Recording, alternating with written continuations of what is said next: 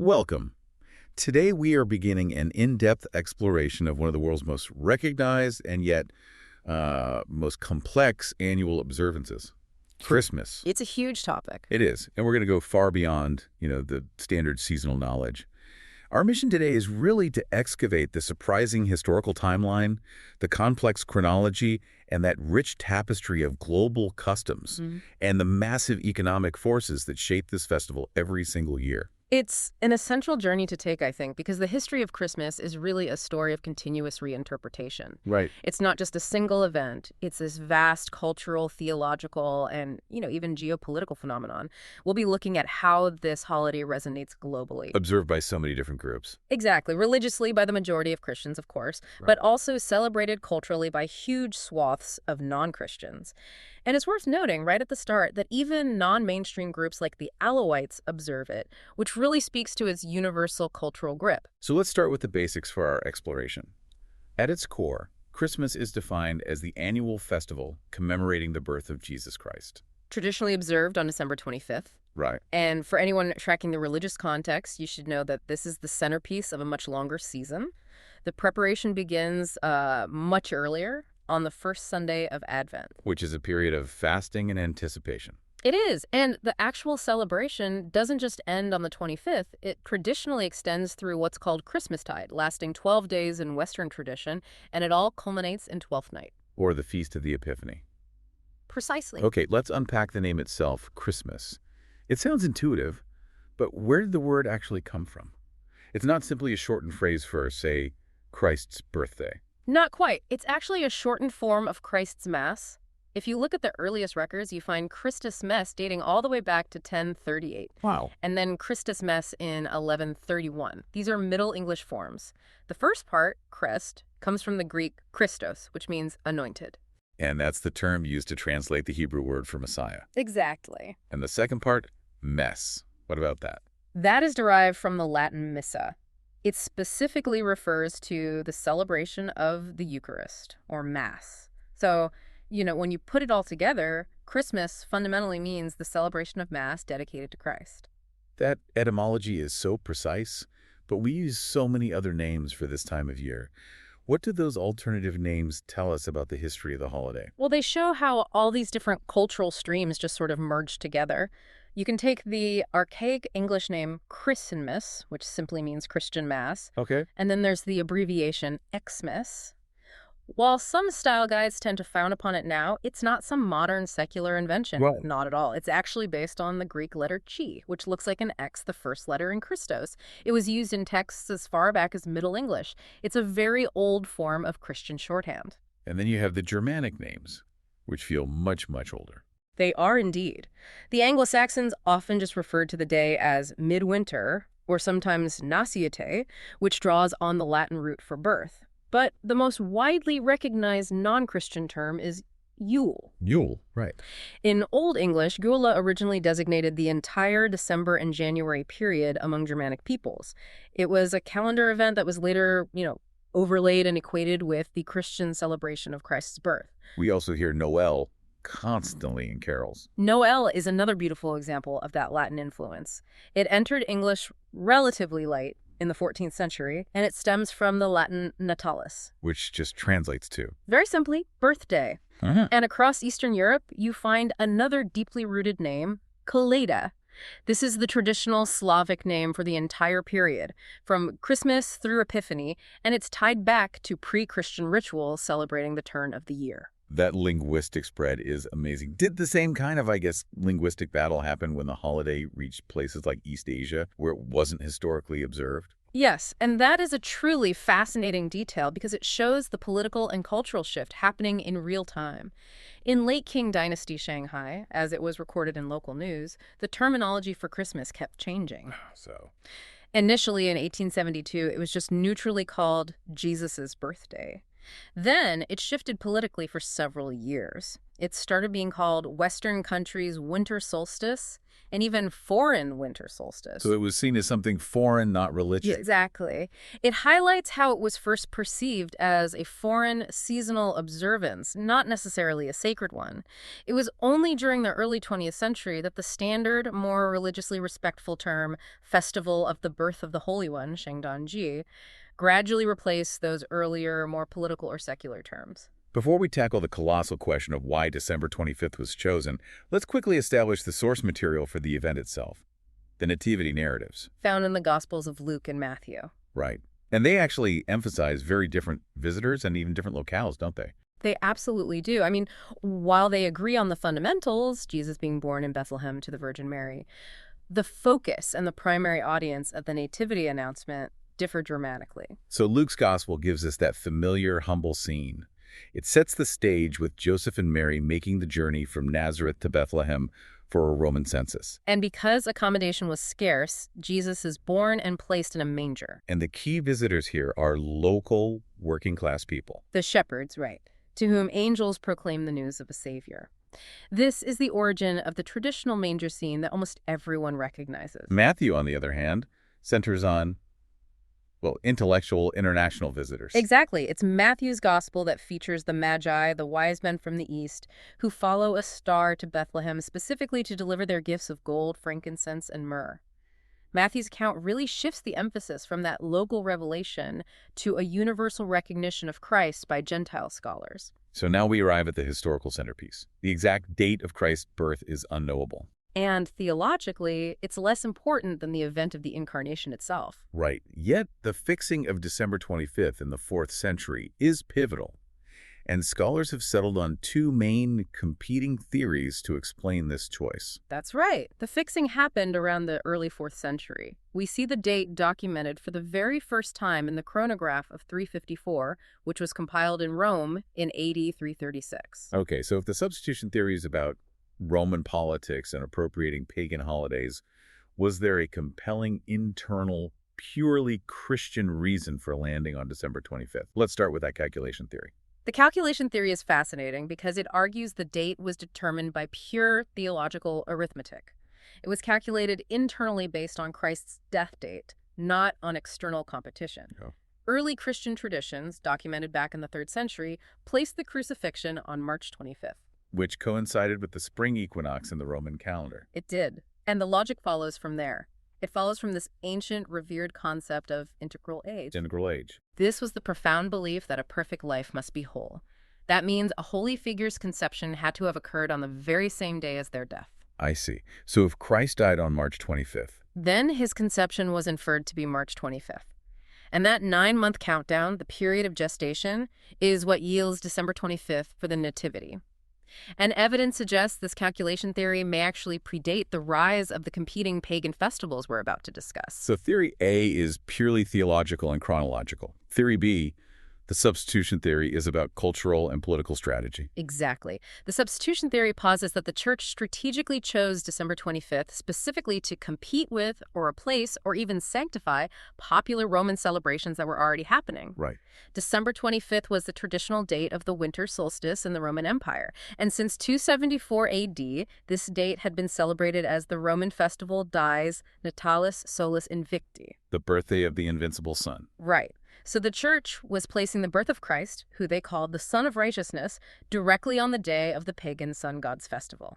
That's a brilliant strategy. It was. And it also helped that this date followed Rome's greatest week of revelry, Saturnalia. Saturnalia ran from December 17th to the 23rd, and it was famous for its joyous atmosphere, public banquets, widespread parties, and, crucially, the formal exchange of gifts. So by placing Christmas immediately after that 7-day festival, the church positioned the Nativity at the climax of the existing popular holiday season. The genius, then, is that both theories kind of harmonize in a sense. Because even if the date was calculated, the solar symbolism was already powerful. That's the vital synthesis. Even before December 25th was fixed, early Christians had already linked Jesus to solar imagery, calling him the Son of Righteousness in Scripture. Later church figures like Augustine actively preached that celebrating Christ's birth at the solstice was fitting, Why? because it marked the moment when the hours of daylight begin to grow again, representing Christ as the true light of the world overcoming darkness. So whether it was internal calculation or external strategy, the timing was cosmologically perfect. Moving into history, it's important to remember that Christmas Day didn't just instantly dominate the Christian calendar. No, it didn't. Initially, especially in the West, it was somewhat overshadowed by Epiphany on January 6th. That's a key point. Epiphany focused not just on the Magi, but also on Christ's baptism. But the status of Christmas grew significantly in the subsequent centuries, fueled by high political drama and church governance. Right. A critical moment was the Council of Tours in 567 AD. This council formally established the period of Christmastide, the 12 days of Christmas, running from December 25th through January 5th as a sacred and festive season. And it confirmed that it should be preceded by Advent fasting. Correct. And, nothing elevates a holiday faster than associating it with royal power and historical legitimacy. Precisely. The crowning of Charlemagne as Holy Roman Emperor on Christmas Day in 800 AD lent colossal prestige to the date. And that became a tradition. It did.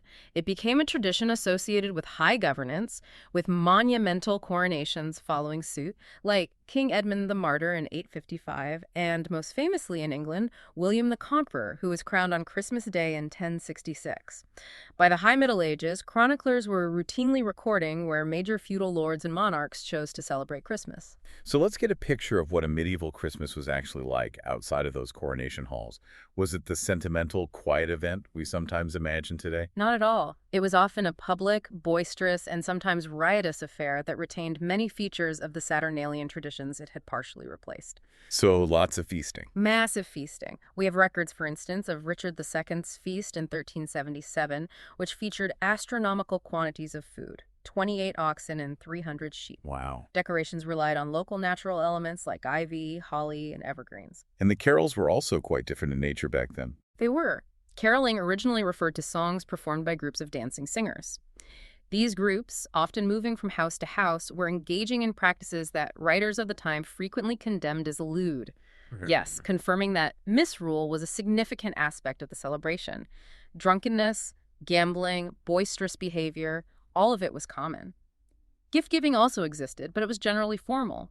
For example, gifts given by a tenant to a landlord, rather than the family-focused exchange we know today. That joyous, if rowdy, tradition of the Middle Ages really hit a wall with the Protestant Reformation, particularly the rise of Puritanism in the 17th century. It did. While denominations like Anglicans and Lutherans continued to celebrate, others viewed it with deep suspicion. Martin Luther, for instance, actually embraced the holiday. He did. He actively embraced it and helped usher in new traditions, encouraging the use of carols in worship and promoting the Christmas tree. He also played a role in shifting gift-giving to Christmas Eve, moving away from the more Catholic tradition of St. Nicholas Day on December 6th. But the Puritans saw the entire festival, especially the revelry, as a problem. They saw it specifically as a Catholic invention rooted in the trappings of popery. This theological opposition then crystallized into political action in England.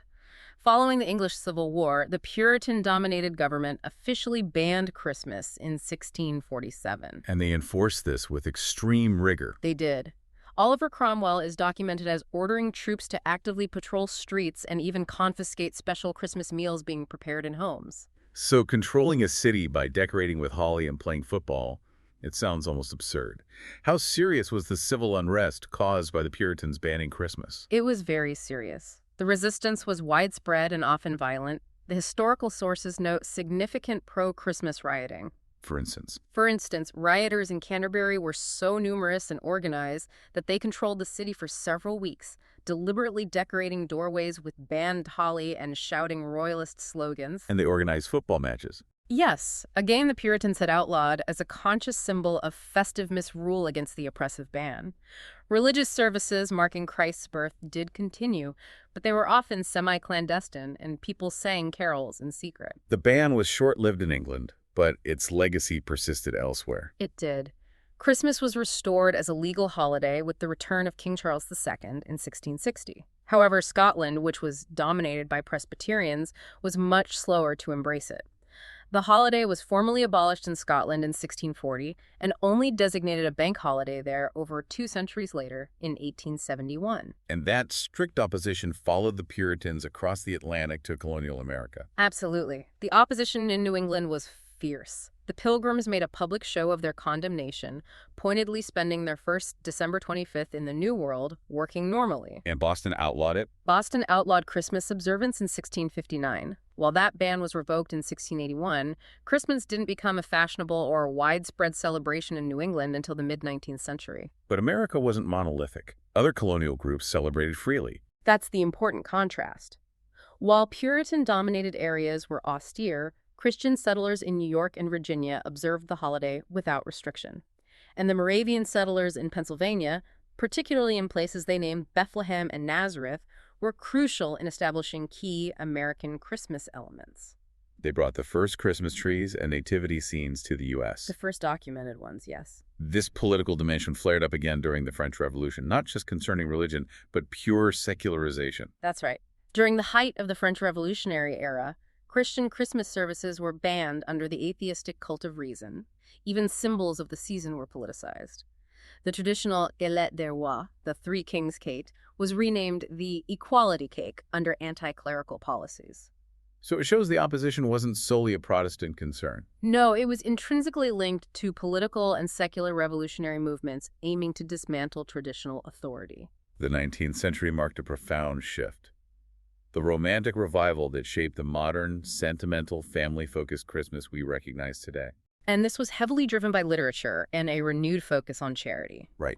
The religious groundwork was laid by the Oxford movement in the Church of England, which emphasized the centrality of Christmas in Christian liturgy and, critically, linked it to charitable giving toward the poor.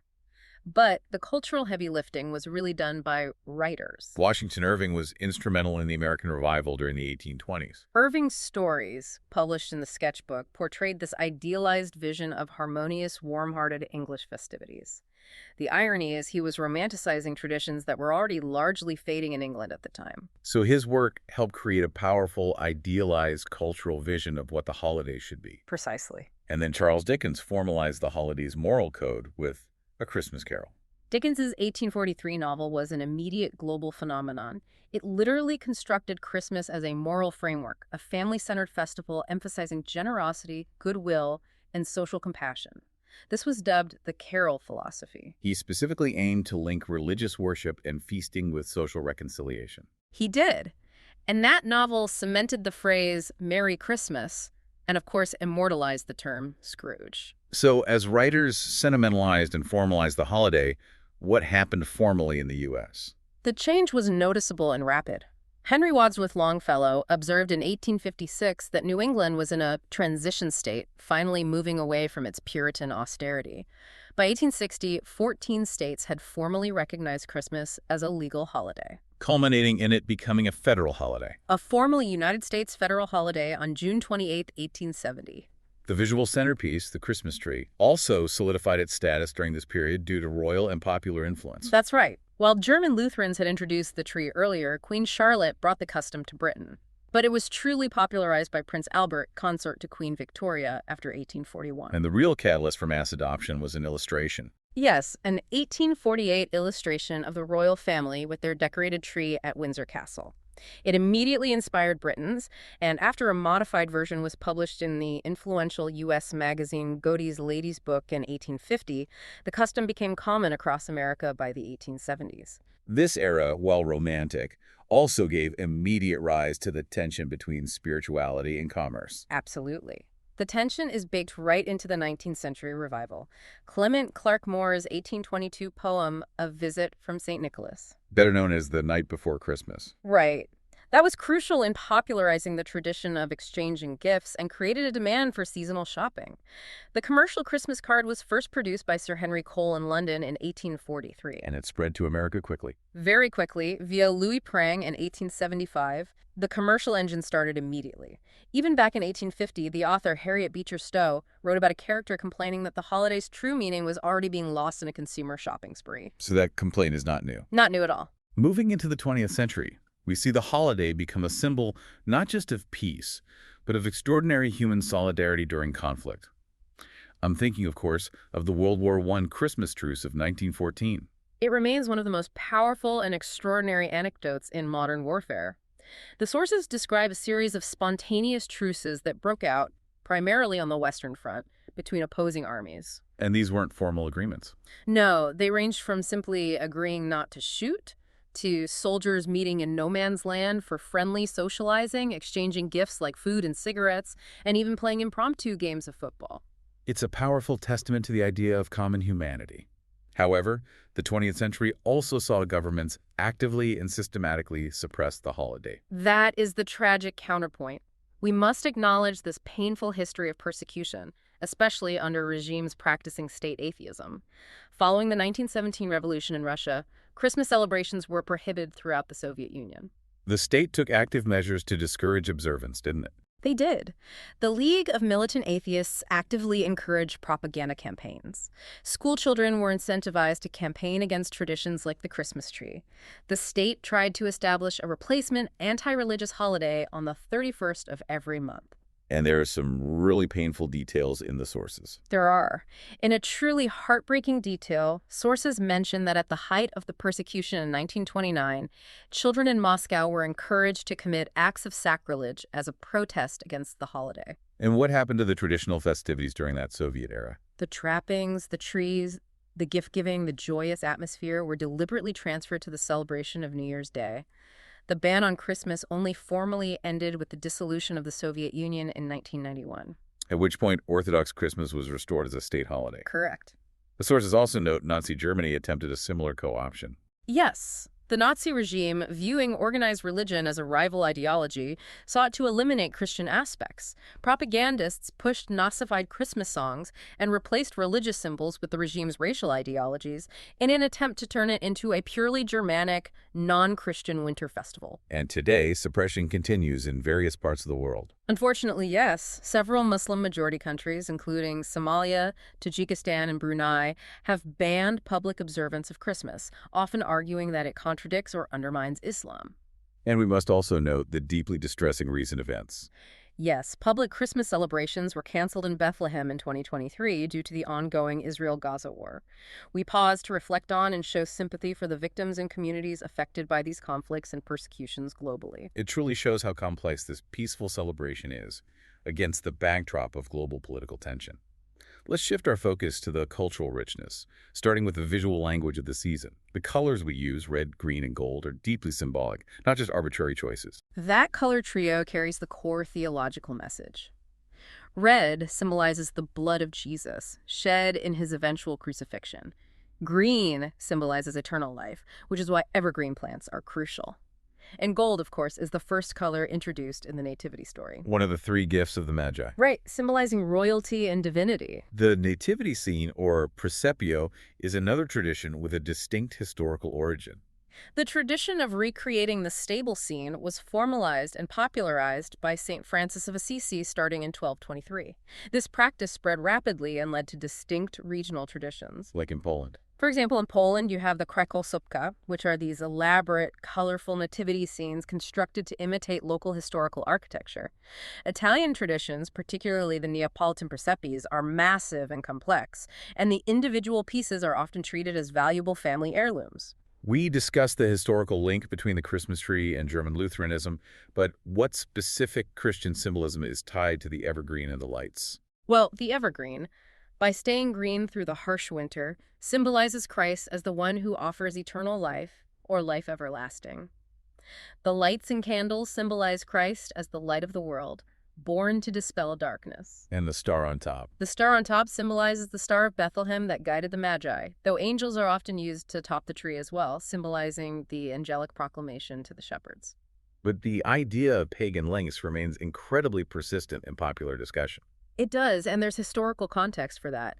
We should acknowledge that many view the tree as a Christianization of earlier pagan winter solstice traditions involving evergreen boughs, which symbolize life in the depths of winter. But there's a Christian story, too. There is. The sources also note the story of the 8th century missionary St. Boniface in Germany. He is said to have pointed out the fir tree's naturally triangular shape, proclaiming that its 3 points were a perfect natural symbol of the Holy Trinity. Beyond the tree, what other plants hold specific significance? The poinsettia, native to Mexico, is locally known as the flower of the Holy Night. Since the 16th century, its star shape has been associated with the Star of Bethlehem. And holly and mistletoe. Holly and mistletoe are also prominent. Mistletoe specifically is associated with the kissing custom, a very ancient Germanic tradition, and the Advent wreath, popularized by Johann Heinrich Wichern, uses concentric evergreen leaves and candles to symbolize the season of preparation leading up to Christmastide. The drama and music of the season are as deeply rooted as the visual decorations. The Nativity play, for instance, traces its origins directly back to St. Francis's 13th century reenactment. Yes, in 1223, Francis of Assisi conducted the first reenactment in Greccio, Italy. This spiritual exercise quickly evolved into formal dramatic and musical performances, spreading across Europe. And today they're everywhere. Staples in schools and churches, and you see huge outdoor street reenactments in places like Mexico and Germany. And the music itself, the carols, have a highly sophisticated history, dating back to the Roman period. That's right. The earliest extant Christian hymns, composed specifically for Christmas, date back to 4th century Rome, such as Ambrose's Veni Redemptor Gentium.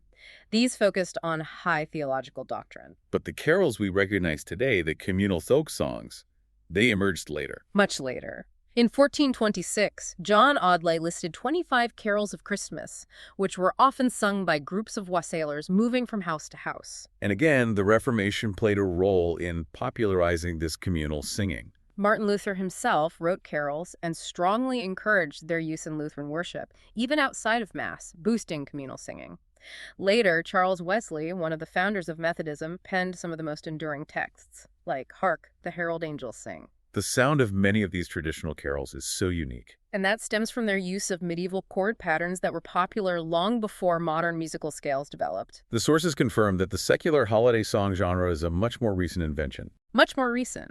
Secular seasonal songs, such as the melody used for Deck the Halls, emerged in the late 18th century.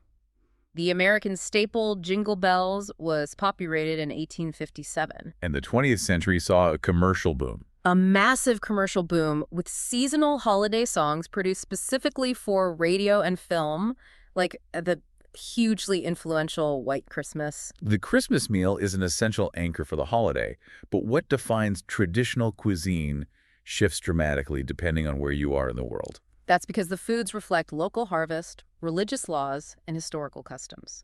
In the UK and countries influenced by British tradition, the focus is the roasted bird turkey or goose, served with gravy potatoes, and dense special desserts like Christmas pudding, mince pies, and the Yule log cake. But cross the English Channel, and the menu changes immediately. Absolutely.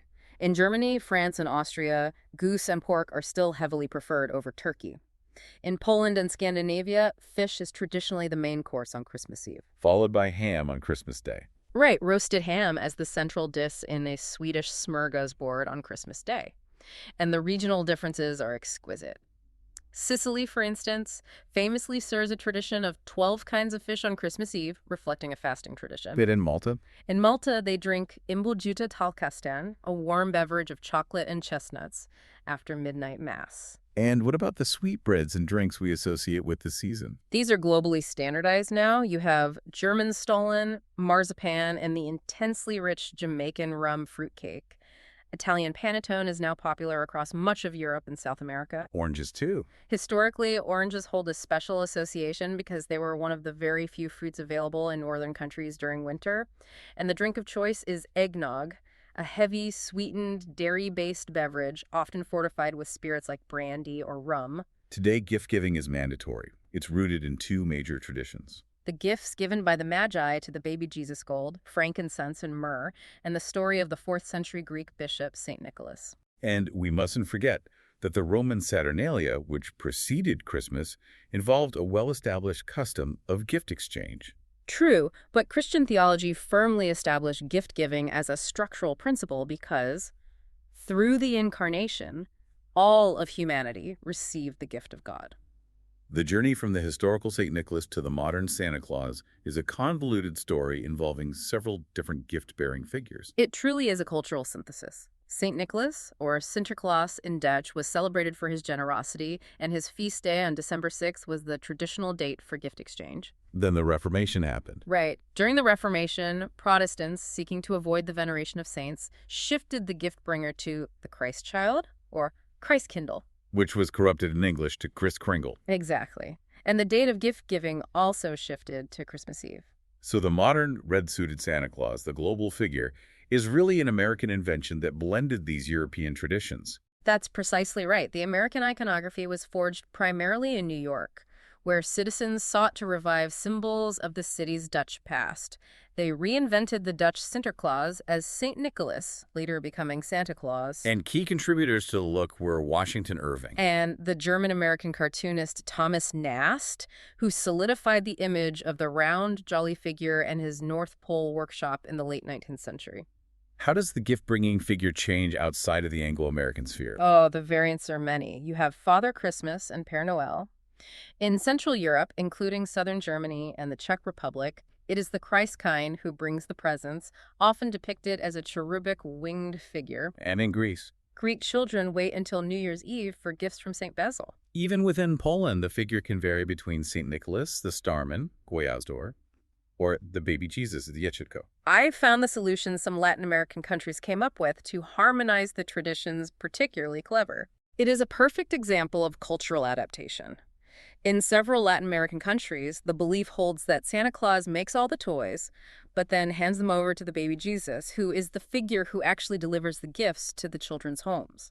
So that integrates the imported modern Santa with the traditional religious belief. It does. It successfully integrates the iconography of Santa with the traditional belief that the ultimate gift giver is the Christ child. Now we have to address the behemoth in the room, the colossal economic impact.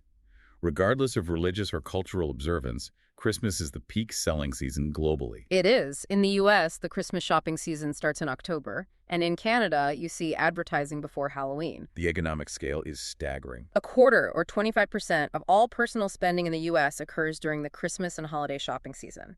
And the boost is industry-defining.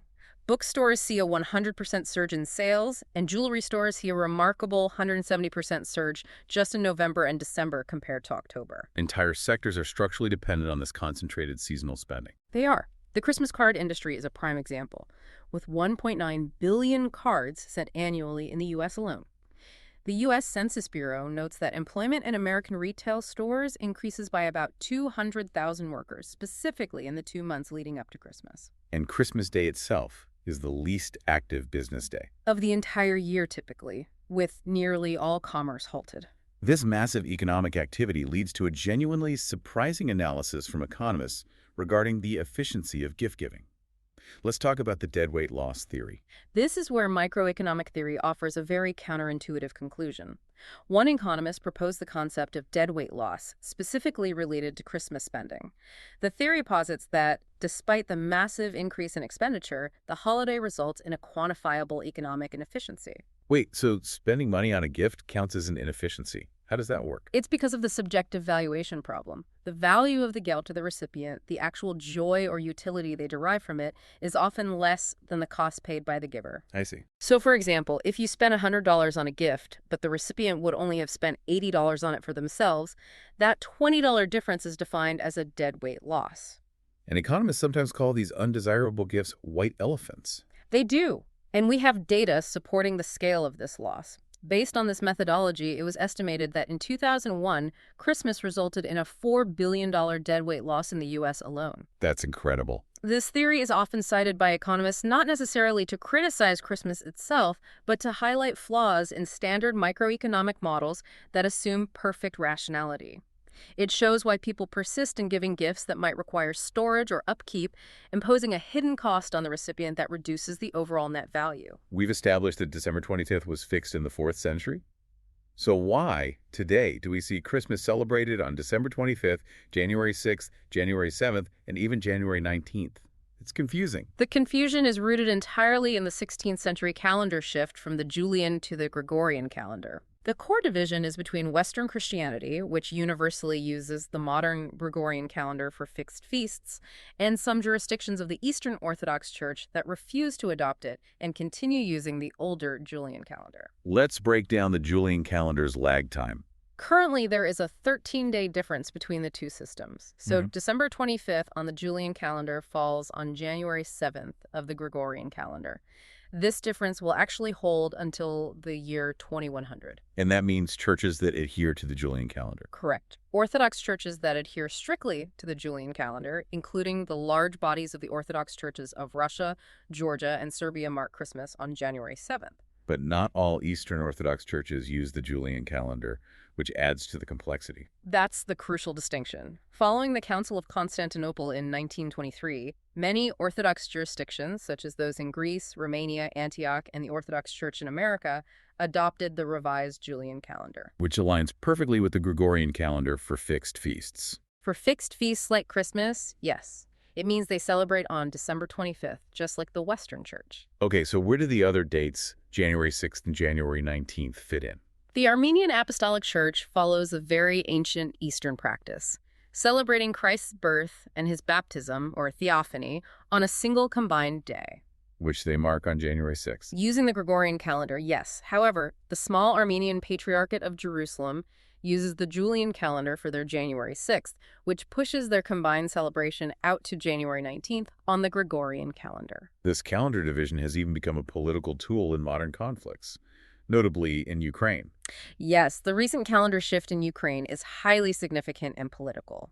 After the 2022 invasion, the Orthodox Church of Ukraine officially moved its Christmas observance from January 7th to December 25th, adopting the revised Julian calendar. And this was a conscious effort. A very conscious public effort to distance the national church and Ukrainian identity from the Russian Orthodox Church and the Moscow Patriarchate, which had supported the invasion. Finally, we must look at the contemporary tensions surrounding the holiday, ranging from cultural debates about inclusiveness to political and religious bans. Let's address the controversy often termed the War on Christmas in the U.S. This centers on claims, often made by organizations like the American Center for Law and Justice, that the term Christmas and its religious elements are being systematically censored in public spaces. And the primary example is often the substitution of terms in public settings. Correct. The most visible example is the shift from Christmas tree to holiday tree. Similarly, in the U.S. and Canada, the tendency to replace Merry Christmas with Happy Holidays is often denounced by opponents as undue political correctness. But the substitution is typically intended to be inclusive. It is, recognizing that the season also includes other major festivals like Hanukkah. The core of the debate is whether this shift represents necessary inclusion or unnecessary censorship. It's also important to clarify that certain Christian denominations ban the celebration altogether, but for theological reasons rooted in the Reformation. Indeed. Some conservative Reformed denominations, like the Free Presbyterian Church of Scotland, reject Christmas based on the regulative principle of worship. Which is the belief that only practices explicitly mentioned in Scripture should be part of worship. Exactly. Since the Bible doesn't command the observance of Christ's birth on a fixed date, they reject it.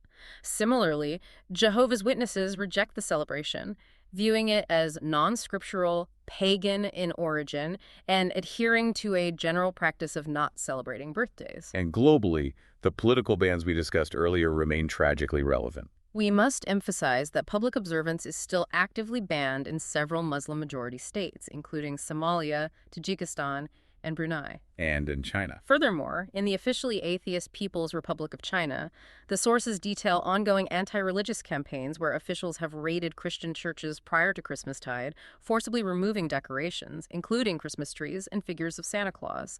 We again offer our deepest sympathy for those facing religious persecution under these systems. The journey of Christmas is clearly an ongoing, complex negotiation between the sacred, the secular, the commercial, and the political. Absolutely. What our exploration shows us is a festival that has survived political prohibition, undergone literary reinvention, and become a colossal economic engine. It has moved from a relatively minor 4th century feast to a globally integrated cultural phenomenon, all while remaining a point of profound theological and political division in various parts of the world. That's an incredible trajectory. Given all the historical layers we've uncovered, the theological calculations, the appropriation of the Roman solstice, the enduring solar imagery, what final thought should you carry with you? We established that the earliest fixed Christian celebration of the Nativity coincided with the Roman winter solstice and the festival of the invincible sun. This raises an important question for you to consider. How might the deep historical intertwining of celestial events, the turning of the year, the return of the sun, the increasing daylight, and the nativity story, continue to subconsciously shape the way we universally experience and commemorate this time of year, whether we consciously recognize the solar symbolism or not? That gives you a great deal to ponder next time you see a Christmas tree with its lights blazing against the longest night. Thank you for joining us for this extensive exploration of the sources. Thanks for listening.